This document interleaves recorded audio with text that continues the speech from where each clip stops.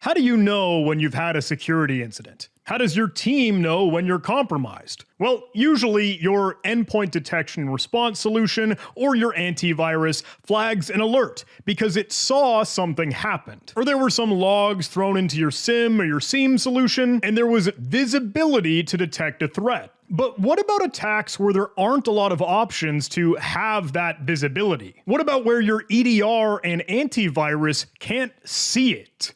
Now, throughout the past year or so, we've talked a lot about click-fix, this attack technique that is social engineering, ultimately tricking the end user to go through just regular steps or instructions that they're pretty desensitized to. Like a Google form or this reCAPTCHA checkbox that says, "I'm not a robot," but then you're presented with these instructions. Now you think about this is behind the firewall, right? We paste in a payload and then, we're hacked. That's tricking the end user to run malware or detonate a payload on their own. And the industry has seen this click-fix technique grow and change over time and evolve into different variations where, it's like a cookie consent banner or an HTTPS certificate that's not signed, needs you to click next to continue. Or something like, a Windows update screen. There were alternatives for the hotkeys, like rather than Windows key and R, you could use something like Windows key and X, and then press I or T to open up a terminal. There was an adaptation called File Fix, where you press the Windows key and E to open the File Explorer, and then run a command right from the address bar. There was Terminal Fix, there was Download Fix, there were all these prefixes that we kept adding to fix. But in its purest form, when click-fix was first seen in the wild, analysts and incident responders were like, where did this come from? This PowerShell.exe process seemed to come out of nowhere. Eventually you could find and detect, that was a child process of Explorer.exe, so this left behind some artifacts and telemetry on the endpoint. Like we could open up registry, take a look at our registry editor here, and the run MRU field would see the artifact that actually triggered here. All this to say, click-fix is an endpoint technique that could trigger and run endpoint-based malware. Think of like a crypto miner, or think of ransomware, or think of infostealer malware. Now, infostealer malware is interesting because with that technique, threat actors, hackers, and cybercriminals are getting your passwords and credentials, and they could then use that with a web browser to find your online identities. And we have sort of two separate attack surfaces. There's the endpoint, the traditional computer itself, and then there's your identity, who you are and how you access your accounts.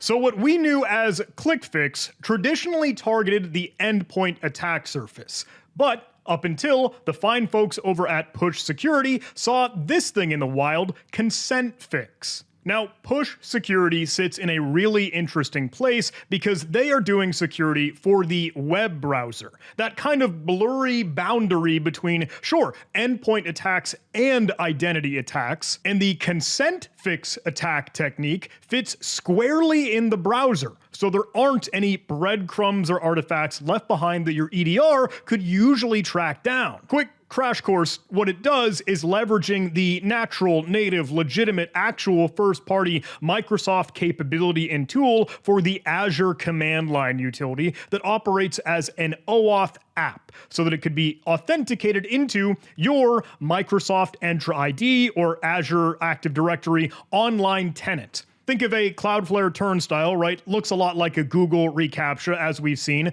but rather than just a checkbox, I'm not a robot, it asks for your email address, and then it has you actually copy and paste the localhost sign-in code to authenticate an OAuth app.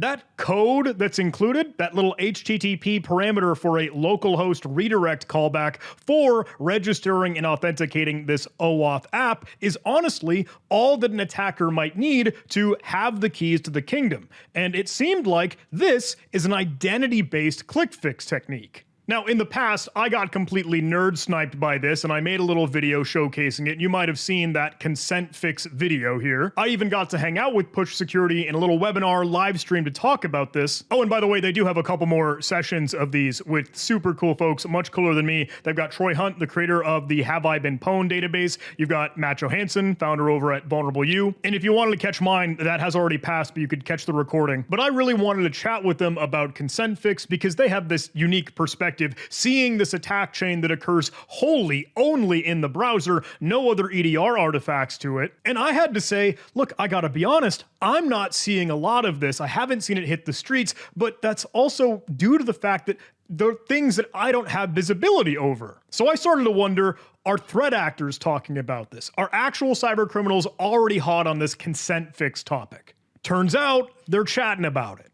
I took a look within Flare. Now, if you're not familiar, Flare tracks activity on the dark web. And it's not just the dark web, they do the ClearNet too, but think of like Tor hidden services or .onion sites. Think of illicit like cybercrime marketplaces or forums or bulletin boards or ransomware leak sites or data breaches or info stealer malware logs, all this stuff that Flare has some incredible and insane visibility into and threat intelligence for. Also that you could track down, find your exposed attack surface for yourself, for your team, for your employees, your coworkers, even your family, trying to see, are any of your credentials out and about? I have some stuff set up for like my name, if there's ever any mention of what I'm up to, or if you wanted to sync this to your Entra ID tenant, you totally could. So whenever passwords or credentials or cookies are exposed, leaked, and out and about on the public internet, you can be notified with any alerts you configure. You can build these all up for your specific tenant, but an amazing side effect is that you could basically use the global search to look through all of Flare siphoned up data and telemetry to essentially have like Google or this incredible search engine for the dark web and everything that Flare is tracking across all of these categories. Telegram chats, financial data, infected devices, of course the open web, there's so much stuff here. So let me search for simple consent fix. I'll hit enter on that and we'll see just about,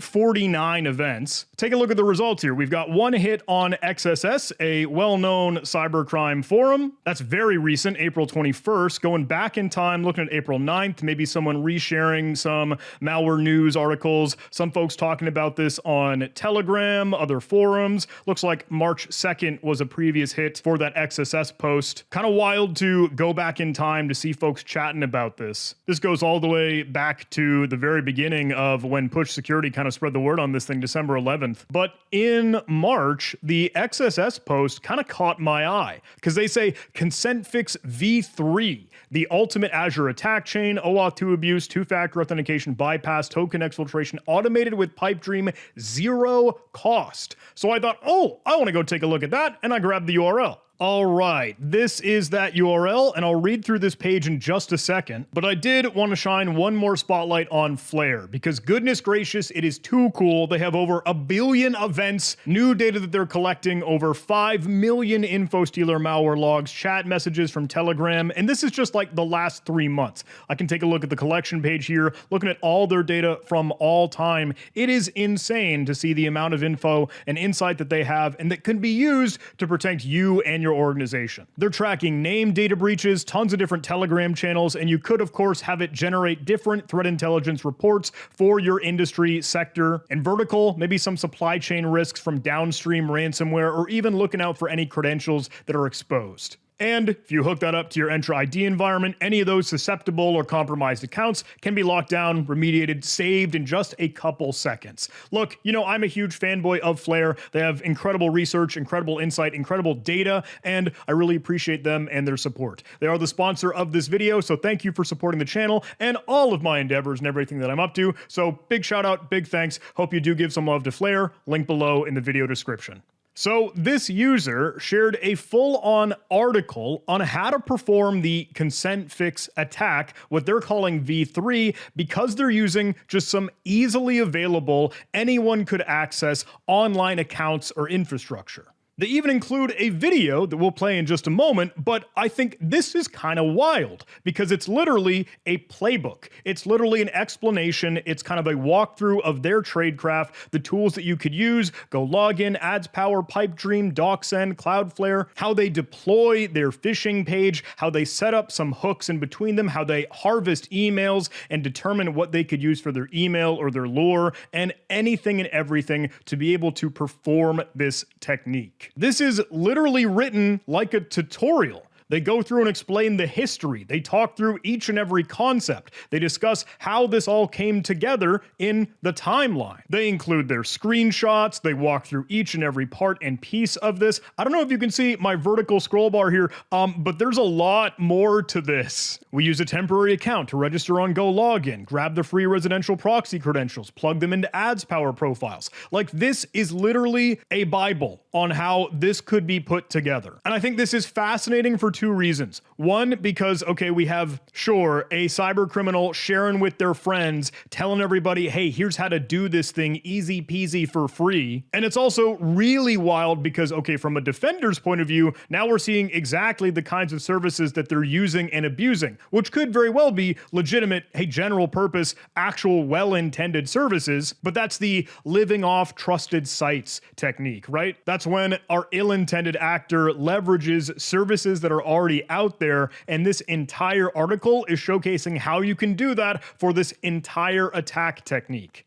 They even give you code. This documentation may very well be better than the documentation you have in your own organization. I can't scroll through this entire thing for us, but like, let me zoom out just so you can see how insane this is. Go bring this all the way to, okay, I can't even fit it in 25%. Scrolling back up, starting from the top. This is it. Absolutely insane. So let's take a look at the threat actor and cybercriminal video demo they provided here. I'm going to shield you from the weird techno rap song they're playing in the background, and I'll full screen this for us. Remember, this is a video from a cybercriminal, so we'll take that with a grain of salt, but it looks like they're staging a phishing email with Tutanova, and then they're using Dropbox DocSend to prepare at least a formal online link to be able to provide this PDF file that they'll use as their lure. But keep in mind, this doesn't need to be a phish or social engineering technique that just lands in your inbox,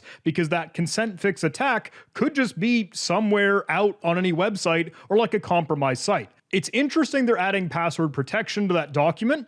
For one thing, antivirus can't scan it if it were to be downloaded, but because it's sent over Dropbox and DocSend, you have a fake semblance of security where, oh, it looks like it's protected because there's a password on there. It's gotta be legitimate.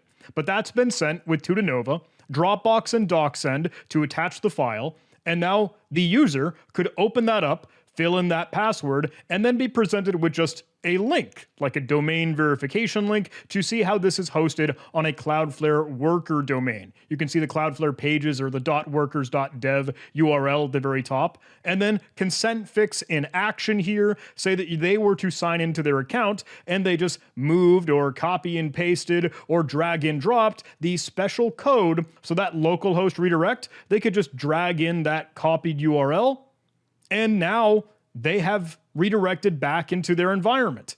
But from the threat actor's point of view, they have now an event entry in their Pipedream webhook logs that shows all of the access, the full URL that was sent, and any of the tokens that could come with it. You can see their refresh token, you can see their auth code, their access token, and those are the keys to the kingdom to now just break into that victim's Entra ID environment. And they're managing this with their own little dashboard. I believe this is Spectre Portal that they might have referenced. I haven't seen that live on GitHub, but with that, now they could do further post-exploitation. They're inside of your Entra ID environment, so they could move around. They could go try and see, hey, we'll break into your email on Outlook. We'll go explore your OneDrive or SharePoint documents, or they'll send messages to other members in Teams. They could do more post-exploitation and move throughout the environment, whatever damage they want to do at that point. But look, I thought that was kind of bonkers, like straight from the horse's mouth. Hey everybody, here's how to do this. Here's how to do it completely for free. Here's a video, here's code, here's a straight up tutorial. And you've got other threat actors chirping about this thing. Here's a response. Hey, excellent article, really well explained.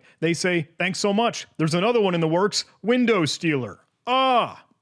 So, hey, I want to wrap this up, kind of taking a page from the hackers playbook here, right? The future of consent fix. Again, they go through a little bit of why this is kind of wild. First-party apps are permanently trusted. Browser is the battleground now. And those endpoint defenses like EDR and antivirus won't see it. That's why I really want to hang out with Push Security on this to chat a little bit more about it. And because, look, there's not easy visibility. You got to be sitting in your browser to kind of understand this. And I think it is going to keep cruising.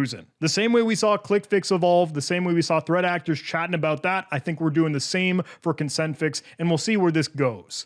But that is why I do think it's worth it to stay ahead of the threat, know what the threat actors are up to, and hey, Flare gives some sweet visibility to that too.